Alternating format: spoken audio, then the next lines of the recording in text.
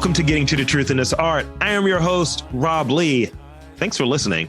My next guest is a Baltimore native that has been a director, producer in the DMV area for over 15 years. Please welcome Alvin Gray. Welcome to the podcast. Hey, thank you for having me. Thank you. I feel like I'm going to be like marking out a little bit. You know, like I'm a failed film person, so we might have a little vibe there. But tell us a bit about your background. Describe your work, kind of like where you grew up. Give us those details. Where you grew up in Baltimore. Yeah, so I grew up in the northeast side of Baltimore. Starting out like on the east side of Baltimore, I guess. I went to high school, Overly High School. Graduated from there with a couple of hiccups, but. Where I'll claim Overly High School. From there, I went to community college for a semester. I was like, this is whack. Didn't really like it too much. And I took the refund money from my first check from the book purchases or whatever. And I went to Best Buy or Circuit City and purchased a camera and this small, stupid film. But, I got it done. And it made a little bit of noise.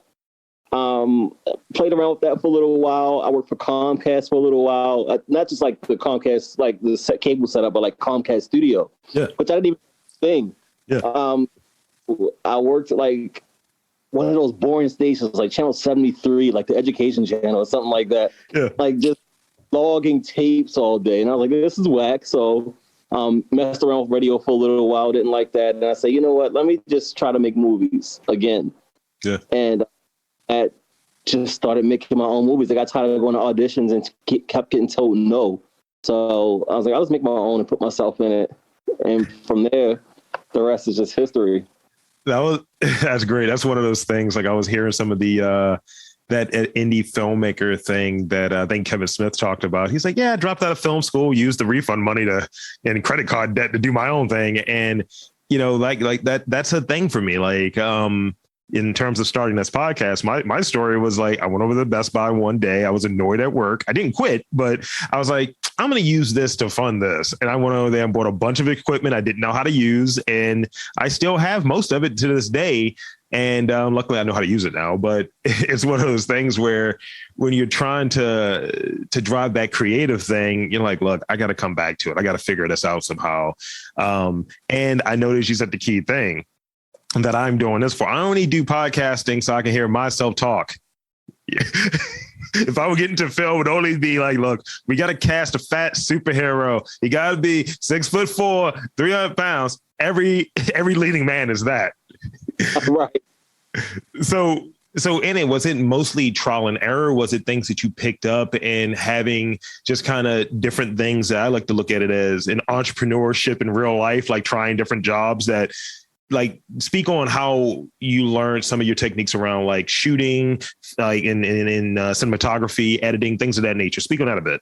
Well, a lot of it was trial and error, but like, I guess to say the format that I follow is I went to become an extra on the set of The Wire in the movie Step Up back 13, 15 years ago. So a long time ago. Okay, I didn't go on there for the purpose of being an extra per se. I really wanted to learn how they do this, how they make movies. Now, I didn't think that I was going to make the movies exactly how they did it because they had a way bigger budget. But I just wanted to learn the basics, the link, what they say and like what stuff like that. So I took that format of what Step Up in The Wire did, and I took the similarities of that. Said, okay, they say this and they say this the same. So let me take these things and put them onto my set. I just asked a couple of friends, hey, you want to do these certain roles? And they all were down for it. Yeah. And it was just trial and error. Okay. Even down to like color correction. Because I was watching my first movie like, damn, how does their movie look so movie-like and mine look so video-like? And that was only the fact of me missing color correction. I didn't understand what that was 15 to make things have tones. So things like that, just learning as I go, who to cast, who not to cast, why you shouldn't hire family members versus why you hire professionals, the difference between videographers and cinematographers, the difference between theater actors and actual movie actors, but those are things that you just learn along the way. And trial and error, a lot of it. And even till this day, I just shot a movie like last year and I'm still learning like, okay, I know not to do this part again, not to do that the next movie. So, and I think the thing I found out the most is for the next movie, I don't want to work with nobody. Try to figure out some Eddie Murphy type stuff. Let me just be everybody. On the scenes and on the camera. I just don't want to deal with no one anymore. But yeah, so that's it. There's a lot of trial and error. Yeah. That's like, I took a few film classes in high school and a film theory class in college. And it was kind of one of those things of, yeah, like you said, once you start getting in that lingo, it's like, how can I apply this, what they're doing here from this vantage point? I think the viewpoint is I'm in a important position. I'm going to make this important in terms of the experience to learn, like, how do you run this? How do you navigate this? And, I understand in running this whole setup, it's a podcast, obviously not like film, but it's still a production. And running the standpoint of, I get what you were saying about, like, I want to do it by myself, because it doesn't make for the most interesting content sometimes, me just talking, but at the same time, you kind of like control those variables. I think a lot of people who are in that filmmaker, director, kind of founder, host standpoint, they are very like, look, I need to control all of this. You're not giving me what I need. I need this. If I can duplicate myself and act against myself or plot against myself, I would. Yeah. But yeah, I think it makes it, and maybe you rely on this, I think it makes it more oriented around problem solving. Mm-hmm. I think that approach, I think productions tend to, regardless of the production, I think they tend to come with different challenges and what have you. And you have to figure out like how you're going to get around it to stay within budget, to work long hours. You may have to delegate things of that nature when you're working with others. So they require a lot ultimately. So with requiring a lot of working on things, tell me how you spend your time when you're not working on a project. Because it take a lot of your time. So what's the other side of it? Unfortunately, it's even when I'm not working on a project, it's still up here. Like I just can't do anything else. Even like today, I had a day off supposedly, but my mind was just running. Okay, Alvin, what's next? What are you going to shoot? Where's the budget going to be? Is the dialogue right? Like maybe you should work on another script. What script do you want to work on? It's just my mind runs constantly. So when I'm not on set, physically, I'm still on a set mentally up here or creating a new set. Mm-hmm. It just, I heard Wayne, I think Kanye said it a couple of times too in the music industry, like they got all these words that they need to get out in the studio, just they hear all these voices in their head. And with me, I have all these scenes in my head and it just drives me insane to the point now where like not even a shot of whiskey or 5 shots of whiskey can help. It just makes me more miserable because now I'm just bloated and just still with all this stuff in my head. So tell me about those advantages, because you had the background in doing music videos too, right? Tell me about those advantages, or maybe even tell me about the advantages and challenges working on shorter form media like a music video versus like actual like film, like features. Yeah, so I found myself when I used to make a lot of music videos, I tried to do narrative and I create. So a lot of people in my industry start off doing short films. Mm-hmm. I've always done features. My first movie was a feature film. So to take these narratives and put them to 5-minute short videos was just a huge challenge for me because it's like the video was never done. Like, no, I can't tell a story in 5 minutes. I don't know how to. I can make it visually, but I can't actually give you a full story. So a challenge of mine was people say, "Oh, yo, Alvin, you make movies, so you should be able to do a really good job in this music video." I don't know who voice that was, by the way, but it's someone's voice. And I'm like, no, I can't. Like, and I started freaking out because I had the pressure of making these videos into mini movies, and I don't know how to make a mini movie. I don't know if that's a good thing or a bad thing, but I've always had the issue with music videos, creating the actual video the project or tell a story that I wanted to, because it just wasn't enough time. Yeah. Another issue in Baltimore shooting music videos was having guns pointed at the camera all the time. And I'm just done with shooting videos, period. Like I've had so many situations where like I'm shooting and the shooter's shooting me or shooting towards me. I'm like, okay, this is getting crazy. And I just want to stop. And I think that was one of the last last year is when I started seeing a trend of that happening. Yeah. Like, all right, I need to get off of these sets before I get shot shooting someone. Yeah. That up, but you know, it's super meta, actually. Yeah, but I think like I had a buddy, like, and maybe this is just ignorance or confidence, somewhere in the middle, right? I had a buddy who, remember that product that came out, or that video platform that came out, Quibi? And he's like, I can't see that. It was basically very, very microform media, and it was high budget. So you have legitimate actors doing like 2-3 minute things, like videos, what have you. And my thought was, there's a way to do it, but what license do you have and how do you do it? Like, if this is a series, right? Let's say it's a 10-part series and you got 3 minutes to do it. We're going to extend this. We're going to continue this. This is going to be like one long episode. I was like, it depends on how you do it. My imagination starts going. I go to problem solving mode. But yeah, I understand what you're saying. So with that, in terms of like having those longer videos, right, or those longer pieces of content and media, taking that more of a feature approach, what does editing look like to you? What's your approach when it comes to editing? Because some people leave too much in there. We've seen that, these 2.5 hour epics, and it's like, dog, can you trim it? Oh my God. Yeah, I think that's a problem. And I say this lightly. I think it's more of a problem in the urban community with the independent films, you know, where I see a lot of people in our field, my field, or whatever, they have like these 2.5 hour movies that when I watched the movie, I said, okay, these particular scenes, these sex scenes that you have, and these extra club scenes, like all these different scenes in the films, I just feel like aren't called for. It's a thing that for whatever reason we feel like we need to tell the whole story. And then some, and it's not getting to the point. So you have to ask yourself when editing, does the story still come across without these scenes? What is the point of these particular scenes? So with me personally, when it comes to editing, I have a harder time editing music videos or commercials or whatever else than film. Film to me is pretty cut and dry. One scene to the other scene, one scene to the other scene. And I guess because I also have a background in music videos as well, I'm able to trim down my features that used to be 2 hours down to like 1 hour and 20 minutes because I have a blend of both worlds. Yeah. So it helps a lot. But I just, I watch Tubi lately a lot, that stream series and everything. And I just watch these films and I'm like, oh my God, why am I spending 2 hours and 20 minutes on this movie? 3 times a day. I look up, I spent the whole shift watching movies that shouldn't have been that long, so.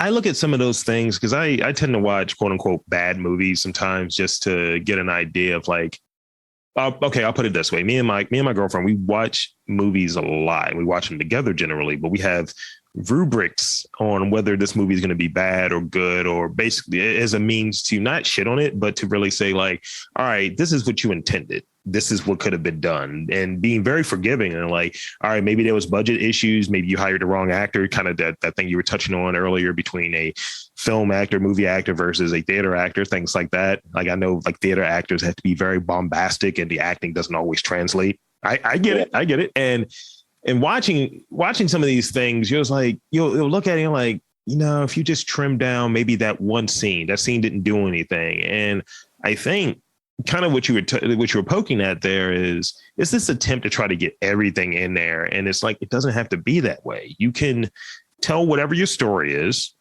and, maybe have a little bit more diversity in the content, because that's the thing that I get caught on.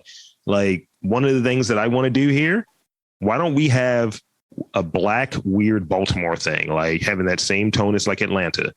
It's right. Just some version of, man, these motherfuckers shot my people, man. And then this, and it's like, yo, can we have something that shows that we got interesting people here, funny people, artists, we have various communities here, and at least use that as a jumping off point to maybe have more people have the courage to try to make this type of content.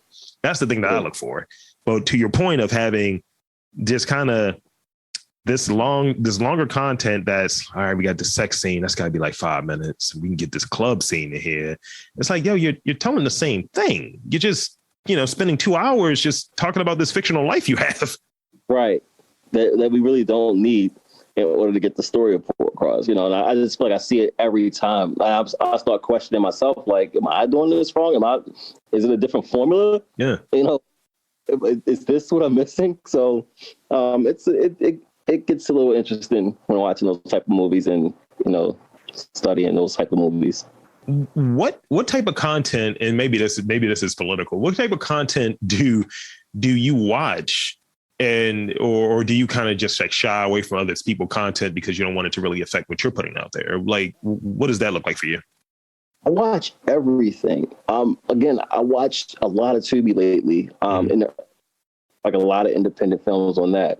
But then I watched the movie or the TV show Dope Sick right afterwards yesterday with Michael Keaton as the lead. Yeah. The awesome show. So I'm just, the way that my mind works, I watch all kinds of stuff from Dexter to freaking BMF right afterwards. Yeah. You know, I'm all over the place when it comes to content because I like to try to stay close to the whole universe. You know, when I say that, meaning like just the diversity of everything. I want to know what they're watching over here, what they're watching, how to bring a blend of it into the world that I want to create for other people. That way I get a bigger audience.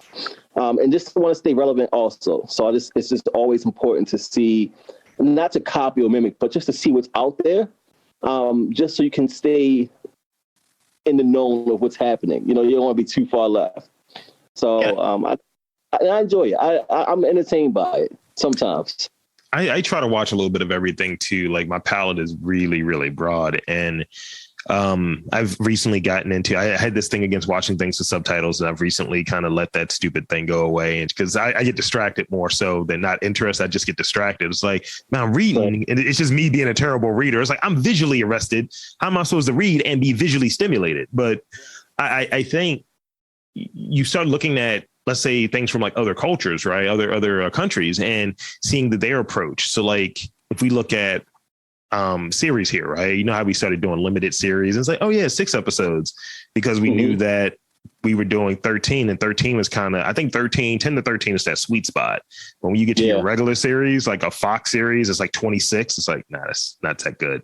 But I think you start looking at what the British folks do, what have you, and with their content, they're like, look, we might not be coming back, so we're going to unload the chamber on this one, and we're going to put all our good stuff out there. And it kind of pushes for that quality, that content quality to be like higher, because they're not guaranteed a 5-season order or whatever. And I think that that's closer to the approach that I'm looking for. And it forces like people to like, look, you can't put out a turd. You got to really put in your effort to make this work. So hire the right people, you know, kind of fight the studios or whoever's funding these things on, look, you can have 2 of these things. You can't have all 5 of them. You know what I mean? Right. Because so talk about the production component. Like I get some of the technical stuff, like, and I kind of get where you're coming from with it, but speak on like some of those kind of behind the scenes things that, when it comes to getting the movie made, that isn't necessarily movie making, if that makes sense. Wait. You say it's the movie making? So it's like, speak on some of those things that are required to get the movie made, but aren't necessarily movie making. So it doesn't maybe involve a camera. It might be, all right, we got to get this, the rights to this environment. We can't shoot here, so we got to get this done. We got to send this over to get whatever clearance is. We have to get some funding from here, things of that nature. Speak on some of those things, because I think it's missed all the time, the behind the scenes stuff to actually get to filming. I mean, that's everything for me, though. Like with behind the scenes stuff, I'm just thinking like locations was always an issue. You know, I'm just thinking like with Airbnb, like we had to get locations with them, and they didn't, like, we can't have parties like when we're shooting a film.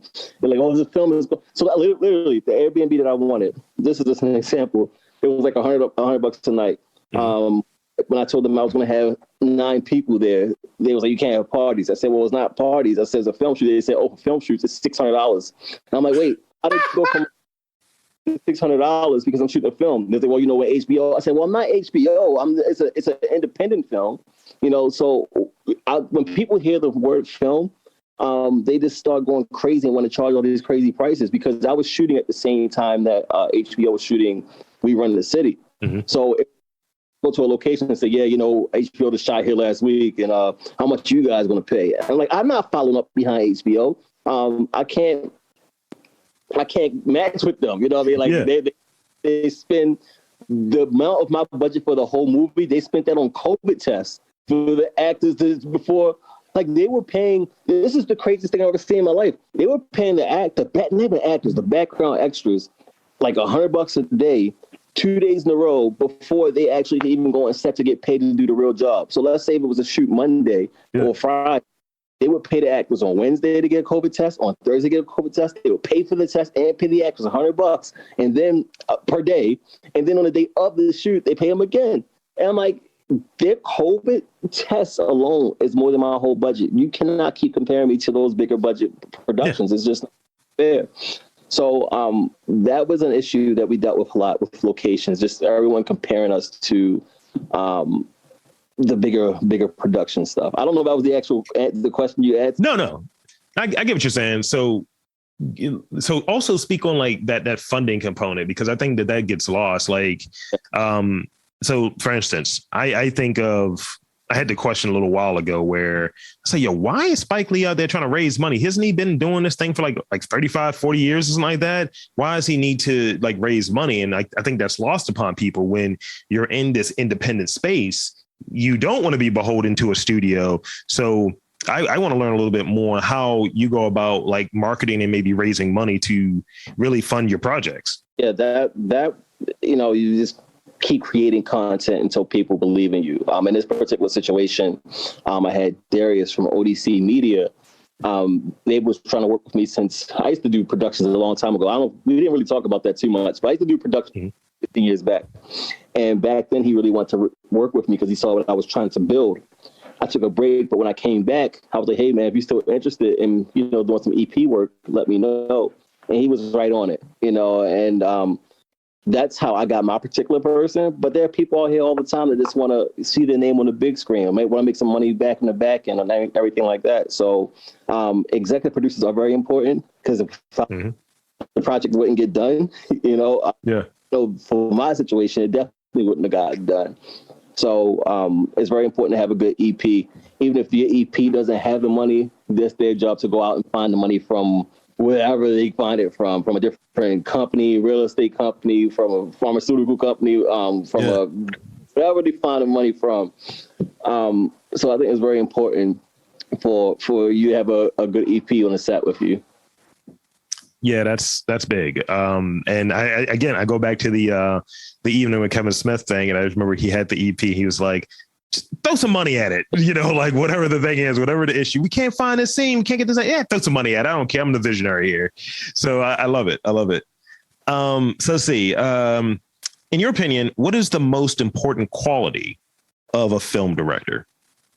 The most important quality of what I do, I think being able to tell a story and to understand your audience is the most important quality. So I feel like almost as a director, you should be able to know how to act yourself in order to understand how to bring out a character, or how to tell your actor how you want them to perform the character.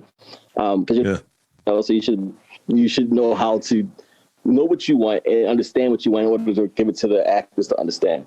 I know in my time in this business, I've found a lot of guys who want to get into filmmaking that were outstanding cinematographers, but they call themselves a director also, but never directed. They just shoot. They say, all right, action. They shoot, and the actors do some trash performance scene, and he's like, awesome, we got it. And I'm looking like, no, you didn't. That wasn't good at all. Like, the scene looked good, the framing was cool, but your actors didn't pull off the scene. So people sometimes get lost. The difference between being a filmmaker / cinematographer versus a actual director. I think as a director, if you really want to be a director, you have to understand character. You have to understand the story of the actor and how to get that out of them, how to perform so they can see how to mock you as a director and do it in their style. But, that's what I would say. Yeah, we start looking at some of these like older directors like that.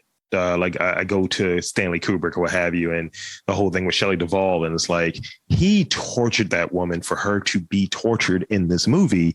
That's a director. Yeah, it was bad. Like like I said before, like I kind of romanticize filmmaking and the business of show business, right? And my thing is, like, I never really wanted to be a director. I always looked at it like, I'm a producer. I'm a person that can get this done. How do you bring these things together? That's the way that I look at it. And once I realized the distinction between it, because you're like, oh yeah, the producer, you'll see Bruckheimer's name up there. Like, yeah, you're more prominent than the director, some trash, no name director. But then like Bruckheimer, it's like, oh yeah, him, right. I mean, unfortunately, that happens a lot. One of my favorite movies, with Nightmare Before Christmas, people think that Tim Burton directed that movie, but he didn't. He didn't.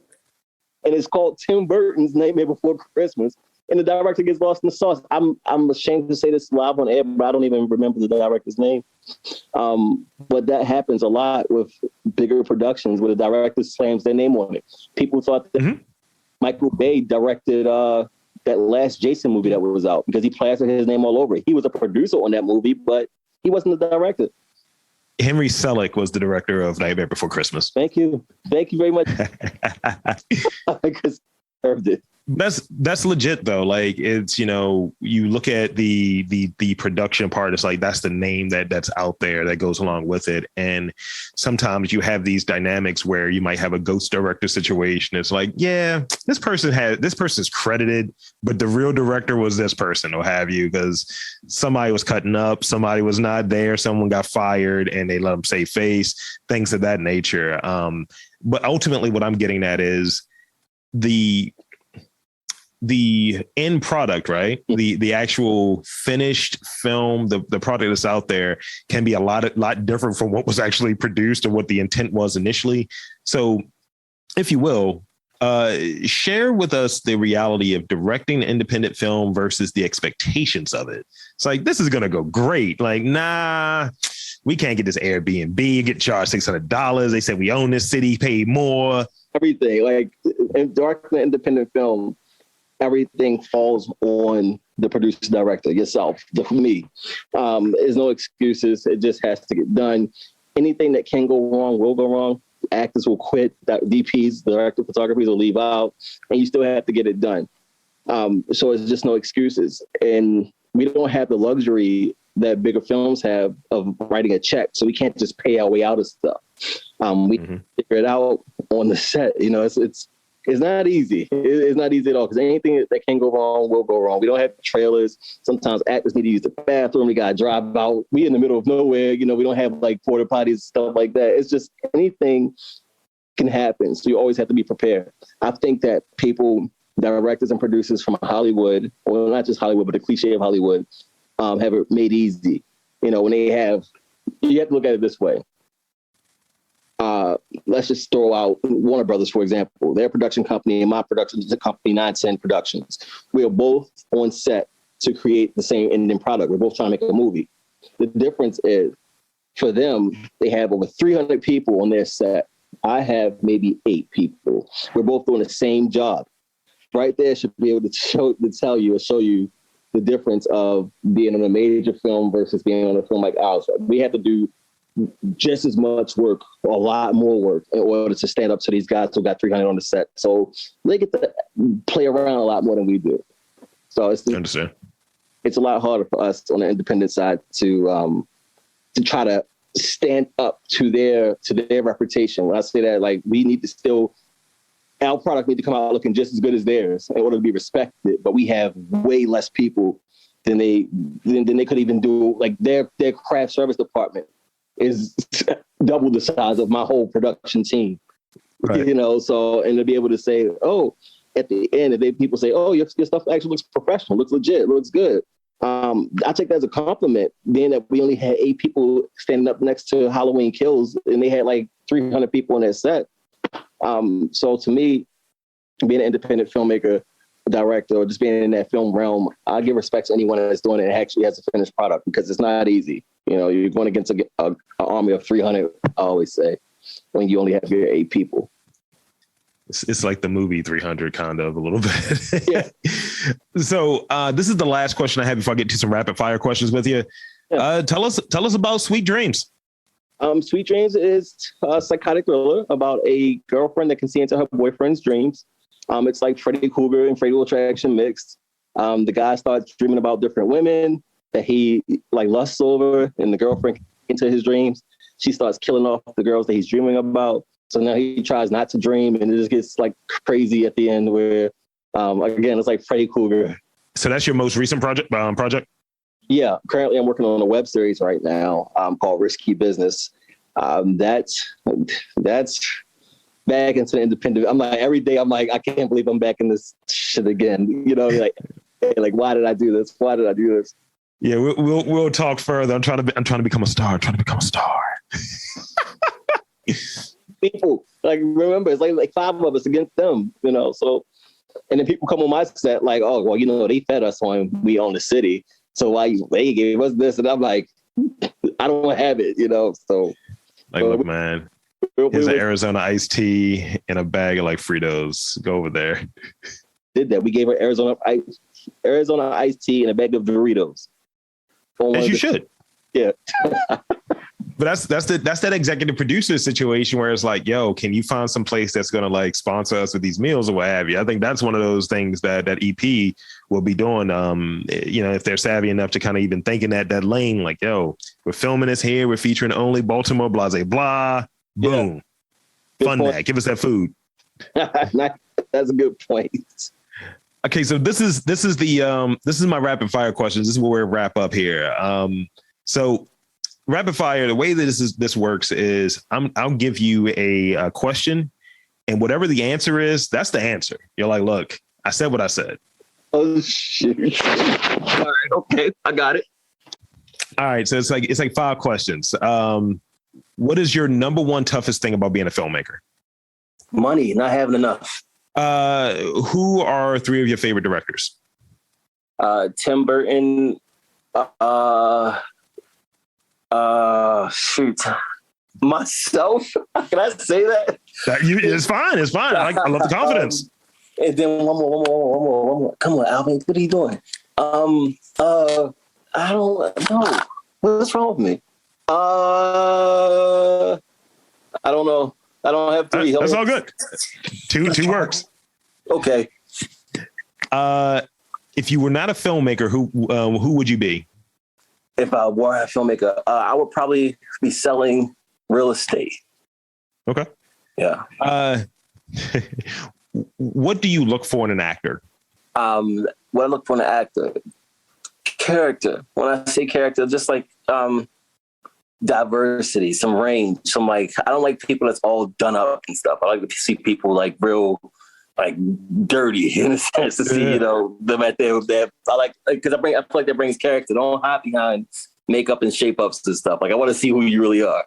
Makeup and shake ups. I want that authenticity. I get you. Yeah. This is the last one I got for you. Mm-hmm. This one I think you'll find interesting. You may find it funny. Mm-hmm. What is the maximum number of retakes you've done for a shot? Oh man. Take 75. I would say probably like 15. Oh. Yeah. Like 15. Okay. Yeah. Maybe a little bit more. Do you remember the shot? Yeah. I mean, I don't know if I can say it all out, but it was a curse scene. A scene where the guy kept saying, "Who the F are you?" Right? And I'm like, no, I need you to go higher. So he go, "Who the F are you?" And I'm like, no, go lower. So then he would go, "Who the?" He kept doing it wrong. I was like, I need you to draw it out. So then he would go, "Who the F are you?" So we had to do that about 15, 20 times until he finally got it. But when he did get it though, that moment in the theater, that's everyone's favorite part. Like in the whole movie, people would love that part. It's like you were giving me Chris Tucker for a second there. And I was like, hold up. I mean, that's the way like I would articulate it. It's like, look, you watch movies, right? I want this. I want this person. This is the reference I want. All right. Oh my God. That's all the questions that I have. But where can find folks find more about you, your work, and check out some of your stuff? Yeah, please. Right now, I'm just on social media very heavy. So my Facebook is more for my family. We can keep to Instagram right now. My Instagram page is at Mr. Gray 2020. That's MisterGray. Mr. Gray 2020. You can find me there. And if you explore, you might find me somewhere else. But that's where you go for professional stuff. Alrighty. So for the super talented Alvin Gray, I am Rob Lee saying that there is art in and around your city. You just got to look for it.